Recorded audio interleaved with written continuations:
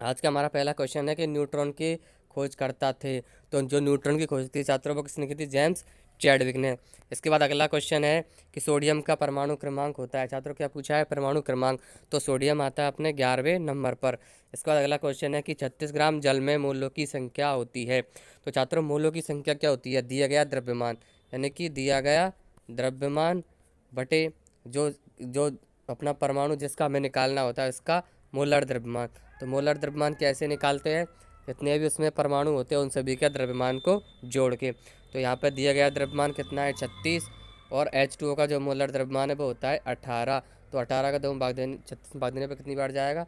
2 बार, यानी 36 ग्राम जल में मोलों की संख्या होती है 2। इसके बाद अगला क्वेश्चन है क्वेश्चन नंबर 4। CO2 का मोलर द्रव्यमान होता है। तो CO2 का जो मोलर द्रव्यमान आएगा कितना आएगा? 44, क्योंकि 12 कार्बन का और 2 ऑक्सीजन का मिलाएंगे, एक का होता है 16। ठीक है छात्रों, तो 32 12 44 दोनों को जोड़ने पर इसका आंसर आ जाएगा। इसके बाद है कैल्शियम क्लोराइड का सूत्र होगा। तो CaCl2।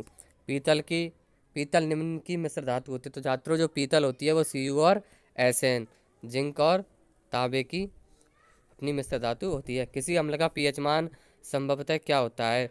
तो छात्रों 7 होता है उदासीन, 7 से ऊपर क्षार और 7 से नीचे अम्ल। तो इसके हिसाब से यहाँ पे इसका आंसर हो जाएगा ऑप्शन नंबर ए। ब्यूटेनॉल का प्रक्रियात्मक समूह होता है। तो छात्रों ब्यूटेनॉल जिसके अंत में नॉल होता है वो क्या कहता है? एल्कोहल। इसके बाद अगला क्वेश्चन है क्वेश्चन नंबर 9। सोडियम धातु जल से अभिक्रिया कर कौन सी गैस उत्सर्जित करता है? छात्रों जितनी भी धातुएं होती है वो जल से अभिक्रिया करके क्या निकालती है? ऑक्सीजन, क्या कहते हैं, हाइड्रोजन गैस छोड़ती है और क्या बनाती है? ऑक्साइड बनाती है, यानी कि धात्विक ऑक्साइड बनाती है। इसके बाद अगला क्वेश्चन है 2H2O + O2, तीर का निशान 2H2O उदाहरण है। तो छात्रों ये एक कौन सी अभिक्रिया है? एक संयोजन अभिक्रिया, यानी कि दो परमाणु मिलकर एक यौगिक का निर्माण कर रहे हैं, तो ऐसे यौगिक को बोलते हैं संयोजन अभिक्रिया। इसके बाद अगला क्वेश्चन है 11वां। सजीवों की मूलभूत इकाई क्या है? तो आपने सभी ने पढ़ा हुआ है सजीवों की सबसे मूलभूत इकाई क्या होती है? कोशिका। इसका अगला क्वेश्चन है मुर्गी के अंडे में कोशिकाओं की संख्या होती है। तो छात्रों कोई सा भी अंडा हो उसमें शुरुआत में कोशिका की संख्या कितनी मानी जाती है? एक ही होती है। जल किस अवस्था में पाया जाता है? तो छात्रों जल ठोस अवस्था में पाया जाता है, द्रव में भी, गैस में भी। तो इसका आंसर हो जाएगा उपयुक्त सभी, ऑप्शन नंबर ड। इसके बाद है कि दाल व दूध में मुख्य पोषक तत्व होते हैं। तो छात्रों दाल और दूध में जो मुख्य रूप से पाया जाता है क्या पाया जाता है? प्रोटीन पाया जाता है। इसके बाद है विटामिन सी के स्रोत का समूह है। तो जो विटामिन सी है वो खट्टे फलों में और आंवले में पाया जाता है। तो इसमें नींबू, आंवला और संतरा, यानी कि ऑप्शन नंबर से इसका आंसर हो जाएगा। इसके बाद अगला क्वेश्चन है क्वेश्चन नंबर 16। कोशिका किस अंग को आत्मघाती थैली कहा जाता है? तो छात्रों जो हमारा कोशिका का लाइसोसोम है उससे क्या कहा जाता है? कोशिका की आत्मघाती थैली। इसके बाद अगला क्वेश्चन है पुष्प में स्त्री कैंसर के भाग होते हैं। भत्रिका, भत्रिकांग और अंडाशय ये क्या होते हैं? पुष्प में स्त्री कैंसर के भाग होते हैं। लैंगिक जनन प्रक्रिया में नर व मादा जननांगों बनने वाली अगुणित कोशिका क्या कहलाती है? तो ये क्या कहलाती है? जो बनने वाली जो शुरू में युग्मन से पहले होती है वो क्या कहलाती है? युग्मक कहलाती है। नर व मादा युग्मक। नर युग्मक होता है अपने शुक्राणु, मादा युग्मक अंडाशय। इसके बाद है मेंडल ने आनुवंशिकता संबंधी प्रयोग किए थे। तो जो मेंडल ने आनुवंशिकता के नियम दिए थे वो कहाँ पर दिए थे? अपने मटर के पौधे में दिए थे। मनुष्य में गुणसूत्रों की संख्या होती है।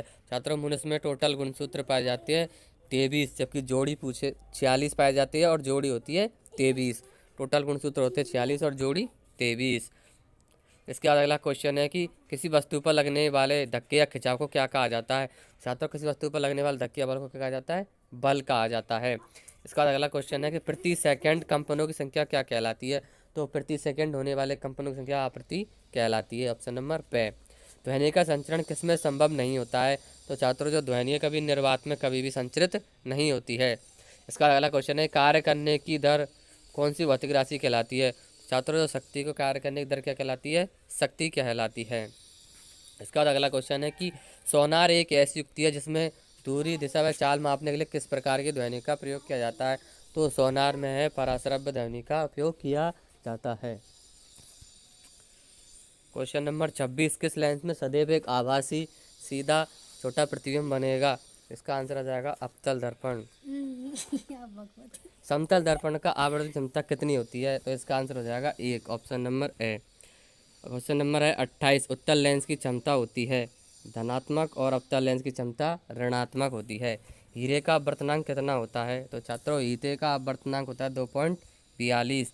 इसके बाद अगला क्वेश्चन है कि एक इलेक्ट्रॉन पर आवेश की मात्रा होती है, तो 1.6 गुणा 10 की घात -19। तो इसी प्रकार की और वीडियो के लिए हमारे चैनल को सब्सक्राइब करके वीडियो को लाइक करें और अपने सभी दोस्तों के साथ भी शेयर करें।